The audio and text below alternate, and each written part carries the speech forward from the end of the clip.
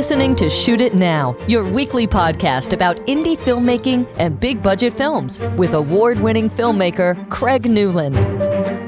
And welcome to another Shoot It Now podcast. I'm joined by a writer, director, and actor, and probably everything else in between, because this person has managed to pull off a micro-budget feature film single-handedly and all shot on an iPhone.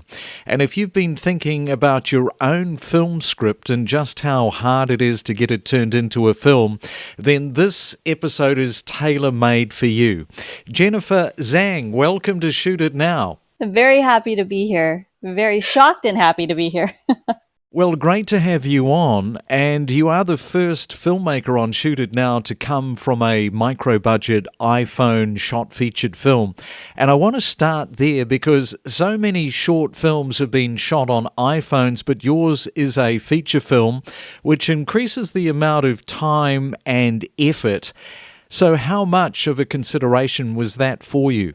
It wasn't too much of a consideration, only in that we all found ourselves with infinite time last year, prompted by the start of the COVID lockdown. And it was pretty much at the very, very beginning. And I had a few projects that got put on hold, like everybody in Hollywood, because of, the state of things. And it was really tough when you had funding just ready to go and suddenly, pumping the brakes on it. So when it came to whether or not I was going to make a short film or a feature film, it just seemed like, by my best estimates, I was probably going to be locked in my apartment for at least a month. And then I thought, I think I can make a feature film, and I think I can make it in a month. So I wrote a feature script set entirely in the one location, which was my apartment, and all the props and everything in the premise were all things I already had at my disposal around me, so I didn't have to make any purchases. And at that point, there was really no excuse not to do it. I mean, what else was I doing with my time and effort? It ended up being more than a 1 month effort. It turned into, a 3 month effort with an additional month for post. So I was off by a little bit, but a feature film came out the other end of it. So how long, Jennifer, did it take you to write the script? My background is I'm an instructor with Save the Cat, which is a set of screenwriting principles that have kind of become a mainstay in Hollywood and throughout the studio system and stuff. So in a way, I'm a very fast writer, and I know that sounds like a brag, but it's mainly just because I've had to structure people's stories or help them structure stories and structure my own stories at a rapid pace. My mentor, Blake Snyder, who, wrote Save the Cat, where he used to write a screenplay, a full feature in 2 weeks. So that ended up being the goal for me. Was I have to get to the point in my career where from the moment I'm given a premise for a screenplay, I should be able to pump out a first draft within 2 weeks. And so I've held myself to that. So this particular script, it's a 75-page script. And I think I wrote it in 4 days. A lot of that was driven by anxiety over the situation, right? I think when I feel like a lot of writers, when you feel something intensely, you write better. Considering your structured components and restrictions to the shoot itself, like a one location or being confined to the space of your apartment, how much of that played into the way that you wrote the script? Because it might sound simple enough to some people, but in reality, restrictions create the writing challenge. Right, exactly. Well, there was a lot that went into the planning of it, in that, born out of long time struggle and experience in this industry. It's I know when it comes to a film, it's not just writing a story, right? You have to consider the sale of it eventually. And there were a lot of things that I listed as being things I needed to do with this particular script to accomplish, right? The one location thing, very restrictive. But if you look at some of the unofficial rules, right? In the first 10 minutes, you want to have either violence or sex or animals. That's what gets people interested or hooked in a very primal way right from the start. So I was like, okay, in the first few minutes, I need to make it seem like there's going to be violence, or there's going to be at least partial nudity, which ended up not being, Well, I never saw any nudity. I think you're just teasing people, aren't you? I am. And now we've totally blown my cover. But I also have 3 pet rabbits who feature very prominently in the script. So right there, I was like, okay, I got to incorporate the promise of nudity, violence, and like adorable animals, I got to right to the limitations of my space, right? I only have a living room, a bedroom, and a bathroom. So I'm like, interesting stuff needs to happen in each one of those spaces. They have to each serve a very clear function, and they each have to symbolize something in this character's struggle. And then I had to write to what interesting props I had in the space, like what actually in an apartment poses danger. So as you can see, a lot of restrictions. But when you're, a lot of these film festivals out there, these 72-hour film festivals do exactly this, which is issue you like guardrails or challenges, like incorporate a rubber chicken and like this quote in your final product, right? And what you find is when you have those restrictions, it actually ends up inspiring creativity because you're trying to form an interesting story around things that seem kind of non sequitur. So that's kind of the state of mind I found myself in when I was trying to create this script. It became partially a script, like a story, but partially a challenge, like a puzzle that I had to figure out, right? The puzzle was, how do you make an interesting, well-paced, dramatic narrative that's feature length in one location? And it kind of just became this irresistible challenge to me. And I had nothing better to do, But that was kind of the blessing and the curse of COVID lockdown. And the other thing that you restricted yourself to was not outsourcing any of the equipment, the props, the lights, etc. In other words, what you had in your apartment was what you had to work with. Exactly. And I could have purchased things, but it just seemed at the time more interesting to me to make do with what I had. So in scenes where I had blood, I had to go through my fridge and, and see what I could mix up that might look like fake blood. It was that kind of challenge. And the thing is, had I known that this project was going to take off the way it has and get as much attention as it has been getting, I definitely would have just bought some freaking fake blood. I would have made things a little bit, a little easier for myself and more realistic for screen. But at the time, I saw it as a passion project and personal challenge. And the film itself is not a lockdown movie, but rather something else by cleverly working around the whole lockdown fatigue had it been set in our current world. So tell our audience about the premise of the film. Sure. So the premise of the film is that there is a woman who's a notorious criminal. She was a hacker in a former life. And because of the damage that she did to society with, which she committed, she's under house arrest. And the authorities have made it so that she doesn't have access to the internet in any open way, right? She has access to one person, which is her boyfriend, that she can communicate with for a limited amount of time every day. And her whole world is centered around her apartment and just trying to get through her mundane day to the evening when she could talk to her boyfriend. It's the one thing that kind of keeps her going through her house arrest. But he starts acting strange and he starts being erratic. And at a certain point, he has some very dark and perverse requests of her. And so the thing is, she needs to unravel the mystery of why all this is happening to her while stuck in her apartment. And things get kind of bizarre. So that's the premise. And the thing about it is, initially, it didn't even occur to me to do a lockdown movie about COVID lockdown. And the main reason why that was so was I have a lot of filmmaker friends. And on social media, I could see that a lot of them were at least kicking around the idea of doing a COVID-based short film to kind of document their experiences, right? But what we went through was so unique worldwide, right? Because I feel like when you watch movies, it's either to relate to what's going on or to escape what's going on. And in this particular case, we were all going through the same hell at the same time.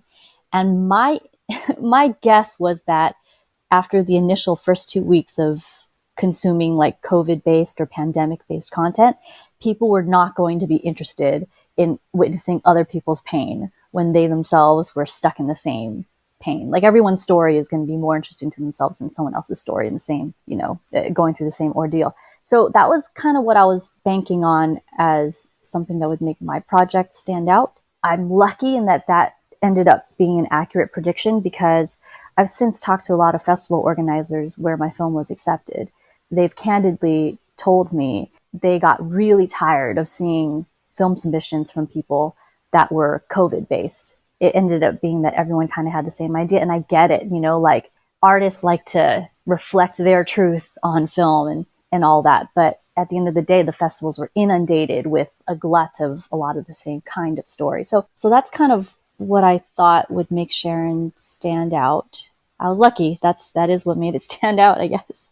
Steven Soderbergh made an iPhone feature in 2018 called Unsane with Claire Foy from The Crown as his lead, and it was shot on an iPhone 7 Plus.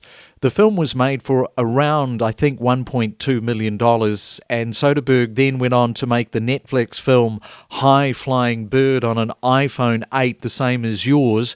Did you take any of those behind-the-scenes information from those two films into consideration before shooting yours? I didn't. You know what? I had actually only ever watched one film that I think was shot on a phone, and it was Tangerine. I definitely will have to ask everyone to pardon my ignorance, is that I didn't even realize that it's become a movement to shoot films on mobile filmmaking as a whole movement that's happening. And it makes total sense, but I guess I didn't realize that there was a whole community that had formed around it and people in the industry who are really focused on this particular thing. And Soderbergh, of course, is like the bar currently. So I hadn't watched those films. I probably should have. To be honest, like Charon was really an impulsive decision of mine. I barely did any research into other projects that it might be like. When I called it Vomit at the beginning, India, like I say that with affection. When I wrote the script as if it were vomit, just kind of came out of me. That's kind of my approach to the whole film. Was as soon as I wrote the script, I just started shooting it. And then when I started shooting it, it was my focus of every single day. I'd wake up and then I'd broken up the script in terms of the scenes I wanted to shoot that day. And I treated every day like a shoot day that I had to make. It was like, I have to get I didn't cut myself any slack. I'm like, I have to shoot. I have to get all the shots in up until where I marked in the script was supposed to be my day. And then as soon as I did that, I'd watch the quote unquote dailies or the rushes flat on my back in my phone, in my bed, just staring at my phone. And then I just started editing, doing assembly edits. So that was my day every single day. Get up, shoot, shower, lie in bed and edit. And I did that for 6 weeks continuously. Lost a lot of weight. It kind of became an obsession. So in retrospect, do I wish I had watched the Soderbergh movie and or maybe done some more research? I think I would have intimidated myself, to be honest. So I'm glad I didn't. Well, let's roll this back a little bit. You decided you're going to make this film with that light bulb moment in lockdown. It's one thing to say that you're going to make a film under all of these restrictions, but it's another thing to execute it. The story fell out of you in 4 days, and now it's time to prep what you're going to do. But the real question you are probably asking yourself at this point is, can I actually shoot this film on an iPhone? Can it be done with what I have? You have to solution solve with technology, and then you have to have the confidence within yourself to say, yes, I can do it. So let's just get on and do it. Yeah, that was the question that drove me, really, because the stakes were non-existent. It wasn't like it wasn't like there was a sales agent waiting for me to deliver, so they could take it to market. Yes. It wasn't like there was a money person demanding to see, a cut of it. It was really just completely the purest form of passion project. And the challenges that you're talking about, like the can I do it challenge, was so much of the fun of it. Like what I wanted to do was approach this cell phone film like an actual movie, right? So I, like the way I would any of my other projects, I've made a quote unquote real film back in 2011 and sold it internationally and everything. It's on DVD, it's on VOD. So it was like, how do I replicate as closely as I can the processes that go into making a real film? How do I replicate those on a phone in my apartment with no crew, no actors, no nothing, right? And so there was some of the fun stuff was like, I'm like, man, this shot would be really great with a camera movement. And it's like, there's no one to move the camera. So how do I do it? And it was like, okay, I got to frame the shot really, really wide so that I could punch in digitally on my editing app. And I did use an app, a phone app. and make sure I can kind of digitally create that movement. Like I have enough space. So like the shot list became really important. Like I actually had to know exactly how I wanted to cut the thing together and to know where I wanted movement without having anyone being able to move the camera. Like those things, ended up making the whole thing feel like a fun game, right? I didn't have professional lights at all in my apartment. And I suppose I could have rented them and had them delivered. Although, I mean, that's the other thing is all of the rental houses had closed down during lockdown, right? Who's shooting anything? What I found was like a cell phone has really, really, iPhone 8 was what I shot on, doesn't handle low light really well. And so a lot of the shots that I had just ended up being very grainy and ended up being part of the look of the film. But there were certain scenes where I knew that certain details had to be picked up, but they had to look like they were in the dark. So how do I light something like that? And what I came up with was, for example, I used my laptop screen because I didn't have gels and I didn't have proper lights. I would download the color blue. I would just download blue and then make my full screen blue and crank the brightness up on my laptop and then put it where I needed it to be. And voila, I have like the equivalent of a small light source with a blue gel on it. It was a lot of that kind of stuff to make this film happen. And, it was very rewarding. It was more guerrilla than I've ever had to shoot a film in the last, possibly 20 years of my life. And I want to come back to the camera with the way that you set up the positions of the frame. It had this sort of quality of voyeurism to it because we are constantly watching you in the apartment. Was that a deliberate or subconscious thing from your end? I've gotten that feedback quite a lot, that the voyeuristic aspect of it is part of the intrigue. It wasn't really a consideration when I was framing up the shots, only because I'm in LA. These apartments are just not big. So it's very limited in like camera placement in a lot of ways, right? So it ended up just ultimately being that I often had to dirty up the shot by shooting through something because that's just where the things were, or shooting past something, or bringing the camera in real close because if I'm getting a shot where I'm like kneeling in front of a cabinet, the cabinet's only so deep, so I can only put the phone as far back as, as physical space allows. So the space ended up creating the limitations in the space ended up creating the limitations of where I could place camera, which ended up creating the aesthetic that you're talking about. It's another one of those really happy surprises. Jennifer, the way that you acted in your film, for me watching, it looked like this would be one hell of an acting lesson for an actor. For example, when you set up a frame, you have to work out the beats within the frame. So if an actor has the camera on them and they're delivering a piece of dialogue, yes, they can say the words in a static way. That is the end of the scene, which over a period and duration of something like this, over a feature, it can become pretty boring. But you gave this a lot of thought as to how you could extend a scene or a moment within a frame by movement, by some of the gestures that you made, the pausations, which made it far more interesting to watch. So talk about that, especially when you first started, because no doubt it's something that you became better at as time went along. Yes, and I'm actually so flattered and like honored that you noticed all that and that you're the first person I've ever talked to acknowledge the thought that went into the having to act and shoot it at the same time, honestly. So that question I really appreciate. Like knowing that I had to match frame and match cut and stuff when I was editing, the acting challenge was really like, do the performance, but also make sure that a certain movement happened at exactly the same time every time I did dialogue, knowing I had to cut it with the next shot and that I'm not a great editor, but I definitely had to make things easy for myself with that kind of forethought. I will say it turned the whole thing into a much bigger acting challenge than I anticipated, because the last thing you want to do as an actor is to be thinking about the shot.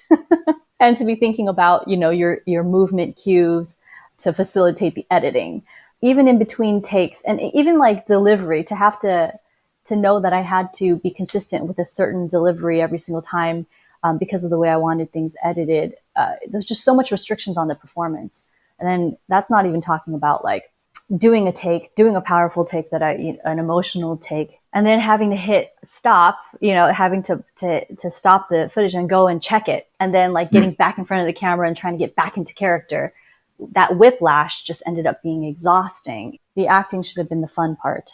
One thing that we've discussed a lot on the podcast about is long takes, awana, extending a scene as much as possible so there is continuity for the actor. It tends to play more often than not so much more authentic for a scene if you're able to do that. But you didn't have that luxury because no one was at the end of the camera saying action. So it was all really down to you to turn on and off that performance, which isn't a normal situation, and it's also an added piece of stress. Yes, it was to have to constantly interrupt myself and to activate another part of my brain to check the shot and see if it accomplished what I wanted it to. And even to, and the other damaging thing, you never want an actor to be able to see how they did, right? They start making adjustments to their performance. And in this case, I had to constantly be watching what I just did because I'm checking the frame. Yeah, that's because you've got your director's hat on. You are setting up the camera in your apartment, but then you have to step into the frame and suddenly switch to actor mode. And that's a real break in roles and in some ways can kick you out of your own performance because of the two things that you're doing, director and actor. So how challenging was that for you? Exactly. It was so much worse of a challenge than I thought it would be. Because there were days that I would do the performance, hate it, get back behind the camera to see what I did, not like what I did, make an adjustment after I framed it up again, what in front of the camera, and then the adjustment would make it worse. It's that thing is when you're no longer acting natural and you're acting in a technical way because of what you just saw, it would be that every subsequent take would get worse and worse and worse. And because I was trying to treat it like a real production where I have to make my day, which was really a self-imposed, it was a self-imposed thing. It would still nonetheless made me feel like I was failing. So I went through so many weird emotions making this as if the stakes were high. And I know, earlier I said there were no stakes. It just, the longer the project went on, the more the stakes felt like they were there because I had captured so much more of the movie. So it got pretty intense. Just me in my apartment, stressing myself out for no reason, beating myself up emotionally, criticizing myself, losing weight. It was horrible. But you have to have a schedule, right? Because the schedule is the discipline that you put upon yourself to get the film made. Precisely. I've been part of like friends projects, out in LA, everybody's always shooting something. And I've been part of friends projects where they take like 2 years just sporadically shooting on weekends, and it's a disaster. You really can't treat filmmaking like that if you want to be serious about it. So.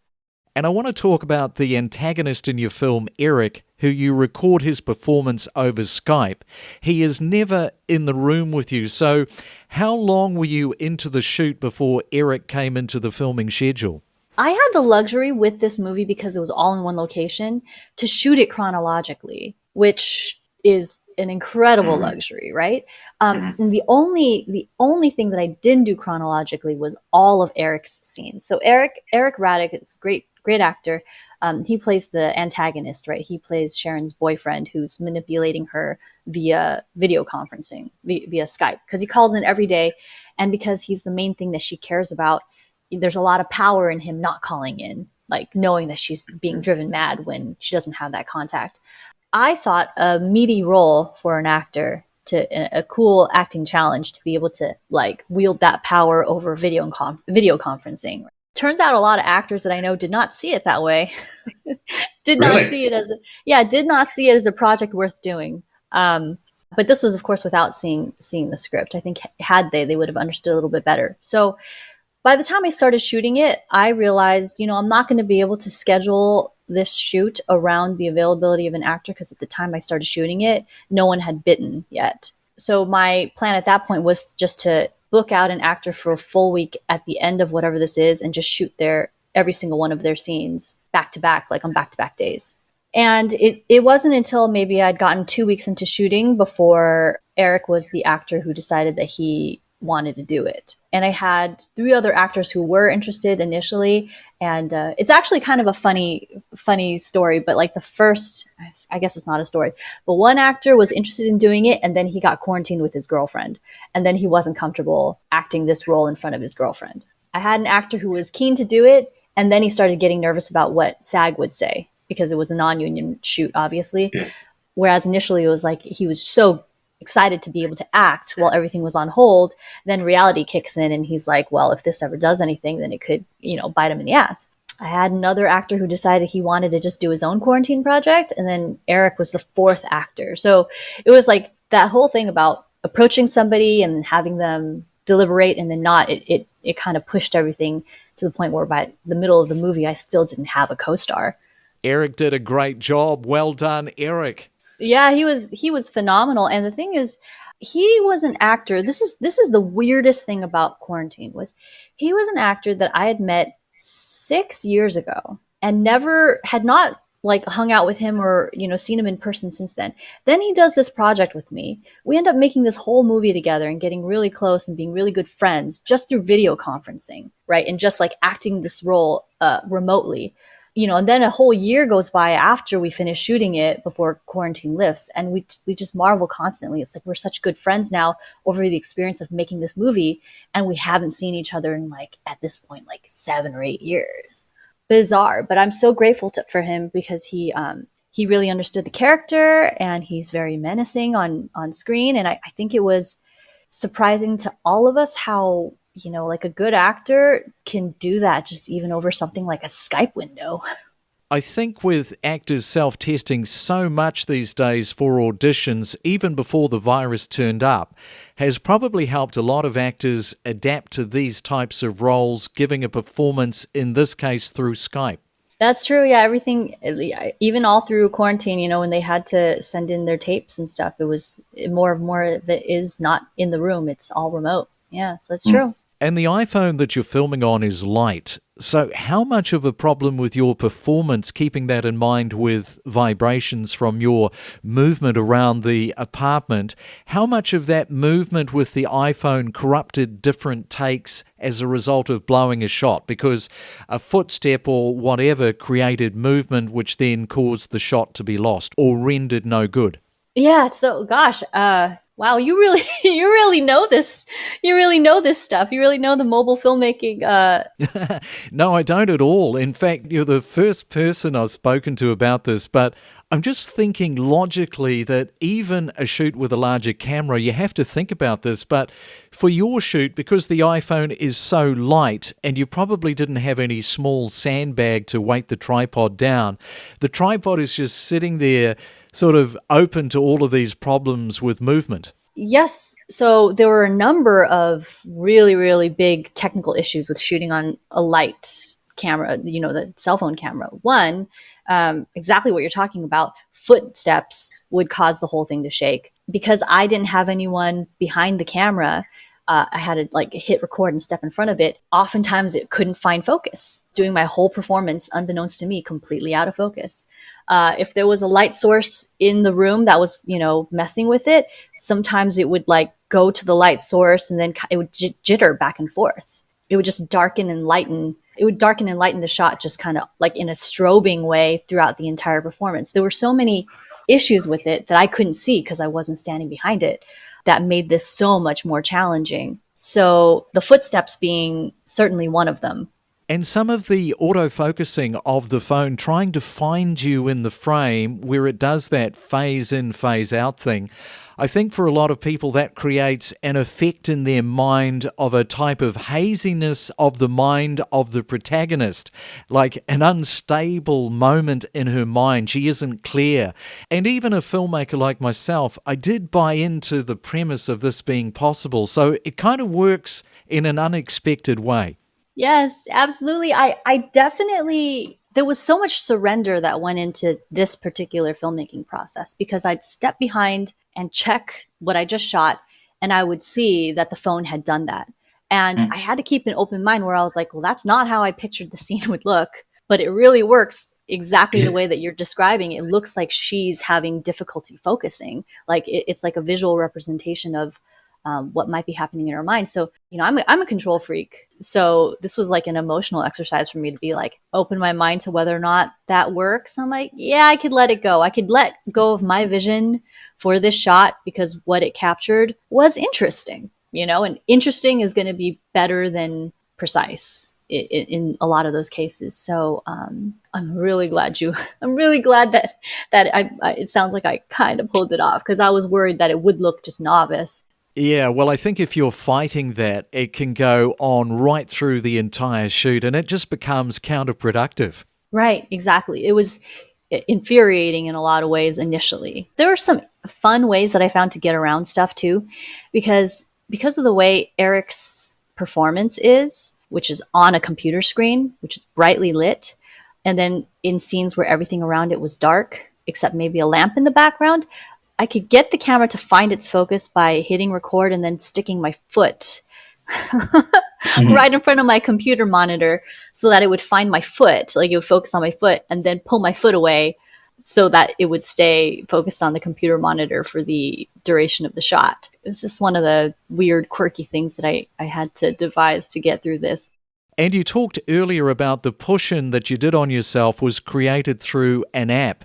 So it's a digital device in post. Yeah, and that's it's the most deceptive thing about this film, is that a lot of the people that watch it think that I had somebody shooting it for me.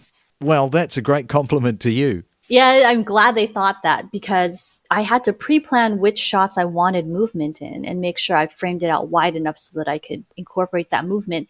But it was all app-based. Like, everything that I was doing was, the idea from the start was, I had this app that edits cell phone footage. And if I'm doing everything on a cell phone anyway and shooting it all on a cell phone, if I just hit import in this app on the footage that's already on the phone, it would just save. It just became like a streamlined process to shoot or to edit it on a phone app, as opposed to exporting it to like Dropbox and then importing it on a computer and then dragging it onto a timeline, which isn't, it's not more trouble than anyone would have to do with a regular camera and regular editing software. But in this case, because I wanted to hold myself to a tight timeline and I wanted to see if it was even possible, that's what I chose to do at the very beginning. And then once I started doing it, I was just kind of stuck editing on an app.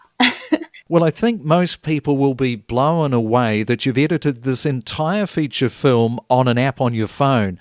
And coming back to an earlier comment that you made, at the end of a day's shoot, you would be lying on your bed at night editing your movie on this app. Is that right? Yep, with my finger, just lying there, squinting at my phone, tapping at my screen with a finger and editing a feature film. And it was, in retrospect, it was really foolhardy to do that and really reckless, because the app that I was using was never intended to edit movies of any sort. It's an app specifically designed to make social media videos. So the person who's developed this app, what have they said about your efforts with their product? Oh, yeah. So like the unintentional wonderful thing about this app being designed for social media is that it builds in a lot of things, like a robust suite of things that you wouldn't think an app would have. But if you look at the way social media videos are now, the bar is really high. There are transitions, there's like effects you can do, you can add captions, you can add lower thirds, you can add movement, right?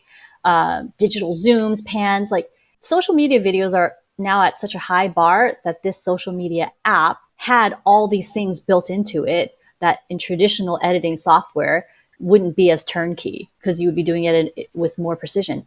But when I looked at what this app could do and realized how it could elevate like a cell phone shot movie to look like an actual movie, that's kind of, it's like the thing that it was designed for was inadvertently also perfect for making a movie where I didn't have like After Effects skills. What I didn't know while I was editing it in the app was whether or not this app was even capable of exporting a 73-minute project. because like Instagram's limit is 1 minute, right? Yes. Right. I think you can get up to 3 minutes on TikTok. So it was the big unknown. It was the big question in my mind the whole time I was putting the project together on this. And the app just kept letting me add more and more footage onto the timeline. It didn't seem to give me a limit, before I ended up having like a 73-minute thing that I could export. The most nerve-wracking thing was hitting that export button and seeing if it was just going to tell me to fuck off. Yes. And it just started exporting in 4K. And that was my next question. Did you shoot this on 4K or 1080? Well, I was able to export it in 4K, but ultimately, like, it didn't make a difference because of the way, like, some of the low light footage looks really grainy. It just ended up making more sense to export the final project as a 1080. It wasn't going to make it better or worse as a 4K project. But it did export it as a 4K project initially, which was shocking. And then I would say the first person that got the movie was the app developer. For some reason in my head, I was like, he just needs to see what his app is capable of. Yes. And he watched it same day. By the evening, he had sent me an email. And Right. the email was like, this was incredible. I didn't even know that our app could do this. So talk about the storage files and how you stored all of the data of your film. This was like probably the biggest sacrifice I had to make was I cleared my entire phone off. Every picture, every saved message, every video, I like emptied my phone. My phone became a movie making machine. My entire photo album camera roll was just footage from this movie. And all the additional space and processing power went into editing the movie. So it was just all stored on the phone from beginning to end. And on the app, the way it was organized was, I treated every individual scene in the movie like its own miniature project file. So I had like everything organized by scene number, and it had to match up with what I had in the script. It had to be very, very, very highly organized, because what I did was then I exported every individual scene as its individual project, re-imported it on a timeline while I was editing it. That was like the master timeline. So really unconventional way to put a movie together, but that's kind of how it came together. Was every scene became a short film. Well, you got there and you completed your film despite the hurdles that you had to overcome. And then all of the good stuff started to happen with film festivals.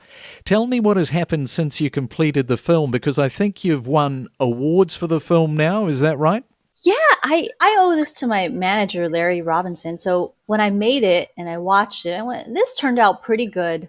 And I hope the people on YouTube think so as well. I was ready just to toss it up on YouTube. For fun, I sent it to my manager, and he called me like the instant he stopped, he finished watching it, and he was like, stop. He's like, don't put this on YouTube because I think you did something here. He thought it was festival worthy, and I was really skeptical, because to me it was, the mindset I had the whole time was it was a fun challenge. It was a fun acting challenge. It was a fun game.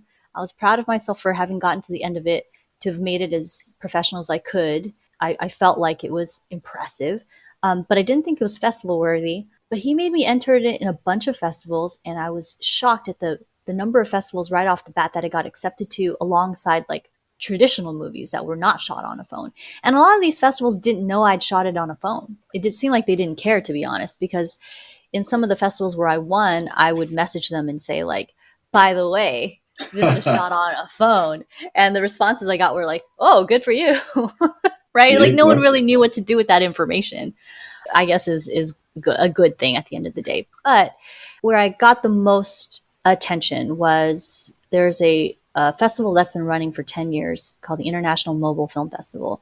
And the organizer of that is a woman named Susie Botello, who has been championing the idea for a decade now that the future of movies, of independent film, was going to be on cell phones. Like the idea that this becomes a movie making tool that literally everybody has, and they're just walking around and they can tell their story instantly. So she's been like a, the vanguard of that. She's like kind of waved that standard for a while, and her festival awarded my film Best Feature. She started promoting it because she went above and beyond when it came to investigating whether or not I had pioneered something. And I feel kind of like embarrassed saying that, because in a way I wish I'd been conscious about the fact that I had been pioneering something, coming off like the full triumphant here, which, whatever. I'm glad to apply that label. I was pretty foolish making this whole thing. But she started asking around, and it turns out that no one had ever edited a feature on a phone before. And it wasn't that when I was doing it, I thought I was being edgy. It was just a matter of like the process being streamlined. So word started getting out via Susie that I might have been the first person to have ever edited a feature on a phone in addition to shooting it. And then another festival called the Smarts London International Film Festival got wind of it, and then had me do a bunch of talks through their festival where it was an official selection. It didn't end up winning there, but I did end up being the main speaker in the feature film category. Great exposure. It was great exposure, and those in addition to all the other festivals, I was getting the official selections in and wins in for the acting and for the for the narrative and for the script. I guess this is just how it happens, right? It started getting enough buzz that my manager was able to. So basically, he realized it's worthy of going out and selling in the international film market. So the last 3 days have kind of been insane for me because of all the things I've ever done in my career. Because I've been producing for different companies. I made a feature film a decade ago, which didn't really go anywhere other than all the standard places, right? Just DVD and VOD. I never would have anticipated that the thing that would have put me on the map would be this cell phone movie. Well, it's not just the iPhone, Jennifer, but rather the whole ambition of putting all of this together with a one-location shoot, all of the restrictions that moulded this film together in a restricted cooker pressure kind of a way, that through all of your limitations, you've been able to create something to be proud of. Yeah, it really is like miraculous in a way. I feel so lucky. None of it was planned. And there's a lot of stuff that I do where I do have a strategy where I'm like, oh, I'm going to put together a PR strategy for this and hopefully get it some buzz. And none of that was in place at all for this. Like not a single thought beyond just making it. I used to mock people for the idea of if you build it, they will come. I mean, I don't mean mock is a strong word, but I would definitely like chastise people where I'm like, no, you have to have a plan for what happens after you make it. I've been the most annoying vocal person about that aspect of it, where it's like the real work begins after you make the movie. Now I'm eating my own words because nothing that's happening with it is anything that I planned. I'm so grateful. I mean, who can predict really what ends up resonating with people? But I appreciate that you're right. It isn't just the cell phone aspect. I mean, if I were to guess, like I'm hoping what people are picking up on is the passion behind it, and as well as just like the planning and the fact that I followed through with it. Obviously, it was a steep learning curve throughout the production. Now, if you had to go back again and do everything all over again, what are some of the things that you would do differently for our indie filmmakers to take advice from? Gosh, I'm about to like contradict myself, and I hope that's okay. What I would do differently is I would have definitely put more thought into some of those shots. I ended up prioritizing making the day over the art on certain days. There's certain days where I was just like, well, just get whatever it is that I want to get in frame and don't think too much about the shot because I don't have time to think about it. I need to get everything. I got to get all of my coverage. Had I known that it was going to be as big a deal as it is now, and not that it's a huge deal, but it's certainly a much bigger deal than I thought it would be. There were a lot of shots where I was like, shoot, I should have put a little bit more care into that. And had I gave it 10 more minutes of thought, I would have come up with a better shot for that. But by the flip side of that coin, though, I'm grateful that I didn't put too much thought into it. And it was like the just do it spirit that got me to the end of the project. I owe a lot of my ability to get to the end of the project to the idea that I was just like, well, I got it in the can and don't think too much about it. Just move forward, just progress, get to the next stage, get to the next day, get to the end of the shoot, get to the end of the editing. I think the advice that comes off of that is like, people get really, really stymied, especially independent filmmakers or people just starting off, by wanting perfection from the start. And this is true of writers, screenwriters too, where it's like you keep writing the same 10 pages, rewriting them over and over again because they're not perfect, as opposed to prioritizing getting to the end of your script. So I feel like it was like the very thing that I wish I could do over again is also the same thing I'm glad I did the way I did it. Yes, it's a juxtaposition. Who knows how the end result might have been had you attacked this in a different way? Yeah, had I gone and watched the whole thing over again and went, God, these shots look like garbage. I'm just going to try to reshoot them and re-edit it. I could potentially still be doing it to this day. Well, Jennifer Zhang, thank you for shining the light onto film production with an iPhone and lots of practical advice for filmmakers to think about when embarking down the road of making their iPhone films. And thank you for coming on to Shoot It Now. I'm so grateful and so honored you had me on the show. Thank you for letting me talk about it. You've been listening to Shoot It Now with Craig Newland, your weekly podcast about all things behind the camera and in front of it. Until next time, have a great week.